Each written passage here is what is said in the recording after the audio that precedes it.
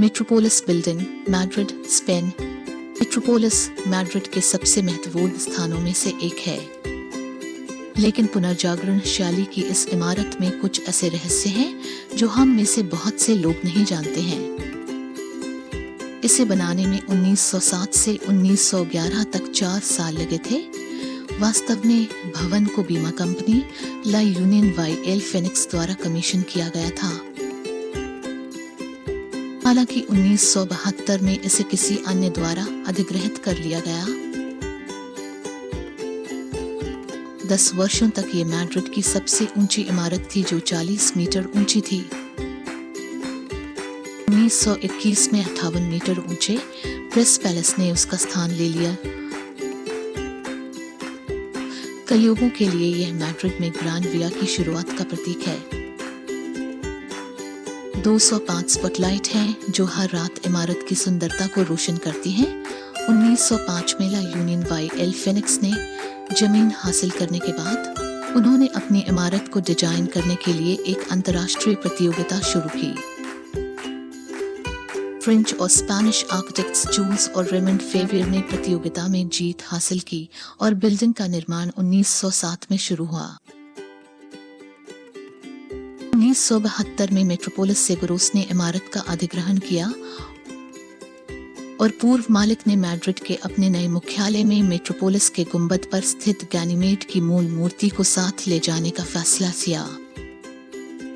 Ganymede एक सुंदर राजकुमार था जिसे ज़्यूस द्वारा एक चील के आकार में स्वर्ग ले जाया गया था, जहां उसे देवताओं के कफवाहक के रूप में नियुक्त किया गया था।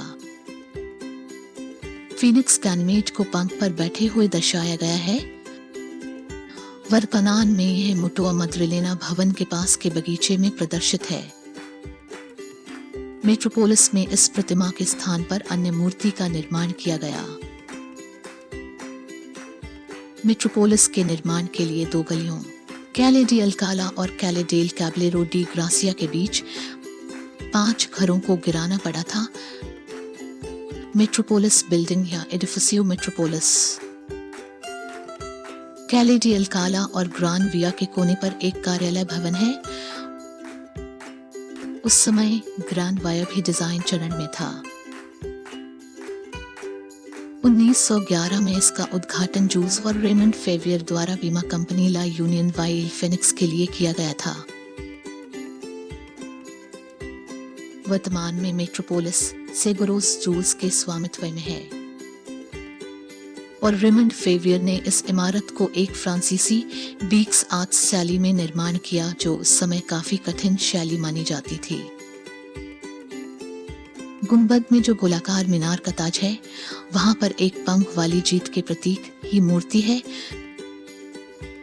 लेकिन यह केवल एक ही प्रतिमा नहीं है। इमारत में 11 और मूर्तिकला के सेट हैं। भूतल के ऊपर की ओर अलंकृत कॉलम ऊपरी मंजिलों पर हैं। स्तंभ पर बनी हुई 4 मूर्तियां खनन, कृषि, उद्योग और वाणिज्य का प्रतिनिधित्व करती हैं। गोल गुंबद को 24 कैरेट सोने के 30,000 पत्तों से बनाया गया है और ऐसा प्रतीत होता है जैसे सोने के 30,000 पत्तों ने उसे ढका हुआ है।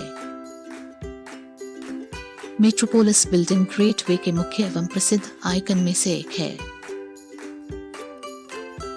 रात में मेट्रोपोलिस के शिखर को रोशन किया जाता है, जिससे एक शानदार और भव्य दृश्य दिखाई देता है।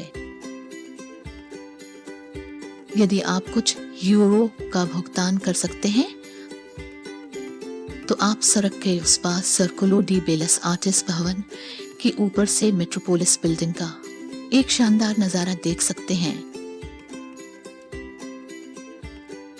स्पेनिश राजधानी में मेट्रोपोलिस पर्यटकों के लिए एक लोकप्रिय आकर्षण का केंद्र है। इस पेंटिंग में वाटरकलर माध्यम का उपयोग किया गया है और जो मेट्रोपोलिस को एक अपने ही अंदाज में खूबसूरती प्रदान करती है। और यदि आप भी पेंटिंग करना चाहते हैं या बिगनर्स, तो इस तरह की और भी खूबसूरत पेंटिंग के लिए इस चैनल को सब्सक्राइब कर सकते हैं।